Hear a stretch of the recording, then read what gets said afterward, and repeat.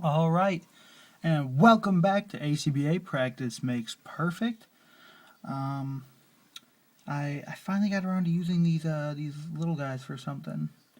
Um, I don't know. I knew I was gonna do something along this line, but I couldn't really get it to work with Ant-Man. He's a little bit hard to work with because I have to have sticky tack in the base so that it'll stand up. I mean, the same goes for Wasp. She actually isn't using any sticky tack. I think I said tape last time, but she's actually pegged into one of Ultron's little spikes on his shoulder, and that just happened to work out perfectly. I would have liked it a little bit more if she was aiming her little blast at his head a little bit better, but I think it works. I'm not sure if I like the shot more with or without her. I'm going to take two, see which one I like more. And I'll probably throw that up on the Facebook page, which if you guys are on the Facebook page, you'll actually know when this is being recorded based on that. Because this week I'm starting early the filming for only because last week I stopped filming early due to the fact I had extra from the previous week. So, yeah, I'm going to try not to film too much stuff for the remainder of when I'm actually shooting this, the remainder of that week. Just so I can actually do it right and not be on overflow again and blah, blah, blah, blah, blah, blah, blah. These are my problems, not yours, so I don't know why I'm talking. But yeah, again, happy I'm able to use these guys, and I'm happy I bought them.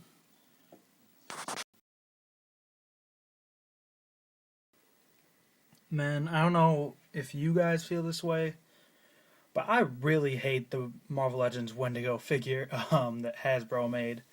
That figure is just garbage. It's so hard to get in good shots. Um, that's why, I mean, I had a shot kind of set up with that figure here as opposed to the white Sasquatch, and it was not working. It just looked horrible. I couldn't get that figure to pose. Like, that's a really bad figure. Um, so as you guys can see, I'm just using the white Sasquatch. I'm actually considering maybe doing a head swap and then figuring out a way to get the tail to sit on this guy from the Wendigo. This is actually a snowbird because she can turn into, I think, like any animal native to Canada except it's white. So I guess she turned into Sasquatch and whooped the shit out of Sasquatch in a fight or something like that. Um, anyway, like I said, I just am using this for Wendigo, which I know a lot of people do as is, but I think I might do that head swap and get the tail going, and I'll at least get the tail on there, and then actually I'm positive I'm gonna do the head swap too, just in case I ever want Wendigo and Sasquatch in the same scene. Although Sasquatch is supposed to be bigger than Wendigo, it's not too difficult to make stuff like that work. If you guys didn't know, Red Hulk kills Wendigo, um, along with Abomination, fairly early on in Red Hulk's creation, uh, which I don't know. That's just a little fact for you guys. Yeah, I think Red Hulk's a dope figure and a pretty awesome character too. Um, but yeah, like I said, that Wendigo figure, garbage.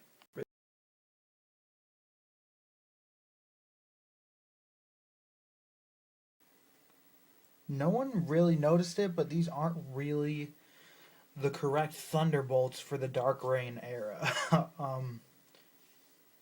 And I had always kind of called this my Siege Dark Reign cube, but whatever.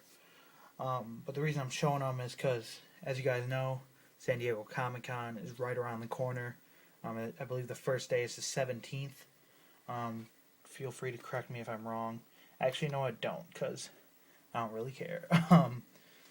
But yes, I believe it's the first day is the 17th, and as you guys probably know by now, Marvel Legends, we're getting the Thunderbolts 5 pack, and we're getting that kind of like it's like after Siege. It's God, what's it called? The Heroic Age. It's like the Heroic Age um, Thunderbolts. We're getting a repainted Crossbones. We're getting that Moonstone, who looks awesome. We're getting Ghost, who I have my reserves on that figure. I don't know. Something about it looks a little bit off to me. And then we've got, who else? Zatanna, I think is the character's name. I'm not that familiar with her. And then we've got Luke Cage, of course, in his Thunderbolts uniform. So I'm mad stoked on that. I think that's awesome. And then hopefully for the guys that are going to Comic-Con, I've heard some rumors that what we're going to be seeing there as far as Legends, just a couple figures. We're going to be seeing a Songbird in her, well, I guess her iconic costume, so what she wears in Thunderbolts. So that's awesome. Another Thunderbolts member right there. Then we're going to get Beltrock the Leaper, as well as Blizzard. Supposedly we're getting those three guys, or, well, figures. So that's pretty awesome. We're getting some Thunderbolt stuff done this year. So that's awesome. I'm stoked. I mean, I'm not going to San Diego, but I'm just stoked to see all the coverage and whatnot. I actually have one of my friends who's going out there because him and his dad, they have like a booth, and they get in at a bunch of different conventions and stuff. They go to San Diego every other year, I believe. So they're going back this year. Luckily, that's awesome. And so I'm giving him some cash. He's bringing me back a 5-pack, you know. Don't even ask me if he can get you some, because no, I mean, it's already a bit of a stretch. But what he told me about the last time he went there actually is, since he's a vendor, they're there like setting up before anyone's let in, obviously. And he said that the exclusives are just like laying around, so they don't have to like wait in any lines or anything like that, and they can just pick them up without having to wait in line. So that's pretty awesome. So hopefully gonna have that 5-pack as long as that works, because if they do end up having to wait in line, I don't think that he would even be able to get me the 5-pack. But I'm really stoked for this 5-pack and the Thunderbolts. Usually the way it works for me is when new figures will come out, I'll usually do a little bit of research on them, and so I've been doing a little bit of Thunderbolts research, that Heroic Age team, a little bit of the Siege team as well, or not, well, Siege, you know, like the whole Dark Reign saga, a little bit of that. But I'm real stoked to get some Thunderbolts going, because I remember way back in MTIT, like in the way back, when it was actually like legit happening, like during that Heroic Age Thunderbolts run, I remember Boog would be talking about it and stuff like that, saying how good it was, and I've read some reviews on them and stuff like that, so I'm about to get some trades, some Heroic Age Thunderbolts trades. It's like, I think like 5 or 6 trades to get from like 144 to 175.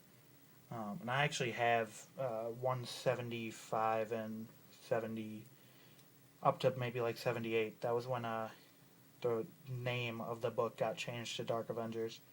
And I might even try and get all of that prior to Marvel Now. I'm not really sure. I have read almost all of the Marvel Now up to date Thunderbolts right now. I actually started doing that a couple weeks ago, and read them on that We Comical site, and then I've been kind of going up to date as he puts up the new book. So I'm enjoying that, I guess.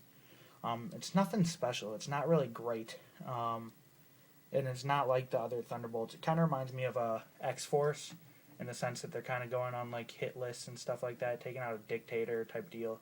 Now it seems to like it's going to be getting a little bit better, because they've actually got like story that they're working on, instead of just like, oh, we're going on a hit list and we're just like a team now, where like Red Hulk knew what was going on but he didn't tell anyone anything, you know. So hopefully it's about to get pretty good. But yeah. Alright guys, so I noticed something recently, because I was watching someone's review. I don't remember whose it was, but it reminded me, when I do like little mini reviews on this show, I will mess up when talking about the articulation a little bit. And most reviewers do this without even thinking. And it's like, when you say it at first, it makes sense, but then when you think about it, it really doesn't. Take this Hitmonkey, for example. You'll see his elbow. It's not 90 degrees. Now, I would normally say that's a little bit more than 90 degrees. Now, technically speaking, it's a little bit less than 90 degrees, because, like, here's 90 degrees roughly, This would be more, because it's like an obtuse. You guys can't really see that well, but obtuse.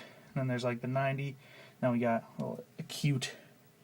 And then like, yeah, and same thing here. He's got a little bit more than 90-degree movement, but I still think it sounds better to say he can do a little bit less than 90 degrees, just because it makes more sense. So I was just saying, I wonder if any of you guys have noticed that maybe I do it or reviewers do it. And I'm sorry if you guys do notice that and it makes you angry, because I'm going to probably continue to do it on this show, just because it's a little bit easier for everyone to understand as a whole. So yeah. Another minor kind of thing. I'll see a lot of times when people are posting either the Thread Hulk or the Green Hulk from 2-pack, just standing still, they'll have the fists like this. Now, technically, if you look at the mold, that's straight down for the hands, because the crease comes in, like the mold release comes in at the same line as it does on the arm. But still, it just looks really stupid, guys. I'm sorry, but just bring it in. It's a little bit hard to do inside the detolf with the camera in front of me. Bring it in like that. It's more natural. You notice if you look down at your hands, sometimes it'll kind of like curve in if you have a fist. Not necessarily always. Sometimes your hands will be a little bit more like how Red Hulk started, like how this hand is, but it just looks a lot better, a lot cleaner if you've got their wrist like this. Just a little pet peeve of mine. Alright guys, picked up comics for this week, and I don't know. I'm gonna go in order from my least favorite to favorite book that I read. I got Batman Superman #1, which I believe was from last week. I picked it up. I didn't really expect much out of this series. I thought it would maybe be pretty cool. I don't really like it that much. I read it and it just, I don't know. There was nothing really there for me, particularly special. I guess it was cool, because it's supposed to. It's really confusing because like when they start fighting each other, there are going to be some spoilers for each of these comics. They start fighting each other, and they like don't know who each other are, and then suddenly they're in Smallville and they do know who each other are, and Batman's got kryptonite and he's like, Clark, you told me to use the kryptonite.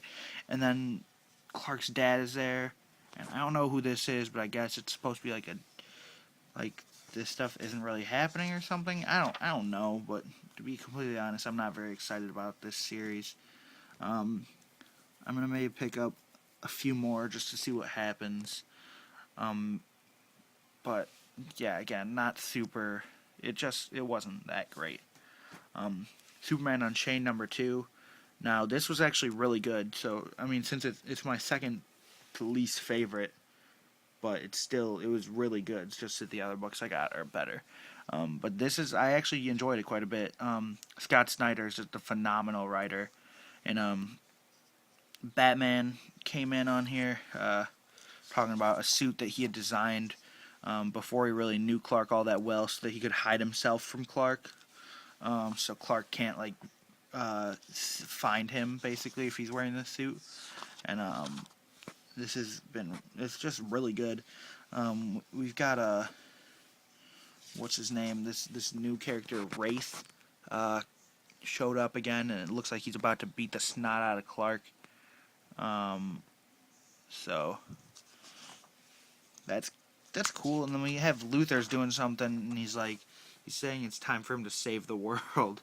The reason he's got such a weird face is he got knocked out by some gas, and I guess he programmed the suit prior to, so I guess he's gonna save the world. But yeah, this book was mad good. Like I said, I'm enjoying Superman Unchained quite a bit. Scott Snyder's an amazing author, and then we've got Jim Lee doing all the art, and Jim Lee is awesome. But yeah, Venom 37. This was from last week. When I went into my comic book shop last week, I was a day late, and they had sold out on this book. I did not know how popular this book was. I guess maybe I don't know. I guess, but yeah, they sold out. So they just happened to have like one extra copy. I'm assuming maybe someone had it in their pull list and then ended up like uh, not wanting it or something. I don't know. But yeah, it was pretty good. I don't like they've got a new artist on it, and I mean I guess it's kind of cool, but it's like really over stylized, and I don't know. Like this isn't even the same artist from the last issue, so I don't really know what's going on. I didn't mind the art of the last issue.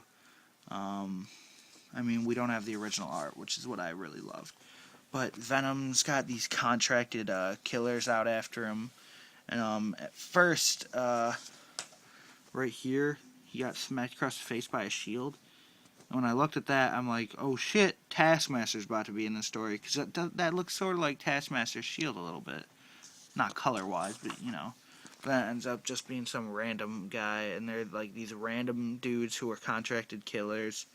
Venom whoops all their asses. And then Constrictor comes in. So I'm really stoked to see Constrictor. If you guys didn't know, I'm a big fan of Constrictor, and he doesn't really get enough use. I was really back in Siege. He almost like turned into a good guy, but then he didn't. I would have been really stoked if he turned good. But Constrictor's here, and then this guy who I don't know what his name is. Venom doesn't know what his name is either. He's like I think his name's Mr. Deathstrike or Lord Deathstrike or something with death in it. And so he shows up, and basically Venom, well, he kicked those first three dudes' asses before Constrictor and that other dude showed up. And then they start arguing about who's going to take Venom in to get the cash, and Venom escapes while they're arguing. Katie Kiernan's back, so that's cool, I guess. I mean, she's kind of basic character. But basically this guy, Lord Ogun, I believe, or Lord Ogre, which reminds me, Ogun Ryu, if you guys didn't know, had passed away a couple weeks ago. Bug had talked about it in MTIT, maybe even a month ago by now. So that's mad sad. But I don't want to talk about that too much right now. I try and not talk about the deaths in the community, just to try and keep it a little bit more on a positive note for the show. But anyway, we got Mad Jack or Jack O' Lantern, whatever you want to call him. Jack Lantern, I think, is what he's currently going by. Yeah. So he's back again, of course. Jack Lantern is pretty much Venom's arch nemesis at this point, I guess. So I'm really happy that he came back, and then I'm happy that Constrictor was in this. And I'm not sure the next issue either. I mean, that's the cover art, so you can't really tell by that. But that would be awesome if the inside art was new as well. Because I mean, the art in this was okay, but it was a little bit too over stylized for me. And it was sometimes during the fight scenes, it was a little bit hard to tell what was going on at times. Like I feel like he didn't handle that greatly. But you know, it was a good book. And then we got Batman 22, which is the second part of Zero Year. This was so good. This was like amazing. Like I really enjoyed this. Basically, Red Hood gang was taking over a blimp, and Penguin was on it, but it was actually really Bruce in disguise. And Red Hood, like the leader, is like amazed because he's like, "Man, you really fooled me because you're like 6'2" guy and you're pretending to be Penguin and stuff." And I thought that's pretty awesome. So the Red Hood gang's becoming huge, like it's huge. So he's trying to stop it, and he actually is arguing with Alfred and stuff. And it's like it really shows like how different he was before he was Batman, which I thought was handled very well in the writing. And then so they're arguing with Alfred. He's arguing with Alfred. Alfred actually slaps him across the face because he's being a doucher. And then there's some Riddler stuff. Edward Nygma shows up and he's like throwing some riddles at him.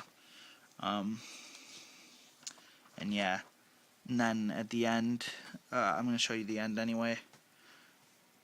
Bruce goes into his apartment and kaboom, by Red Hood gang.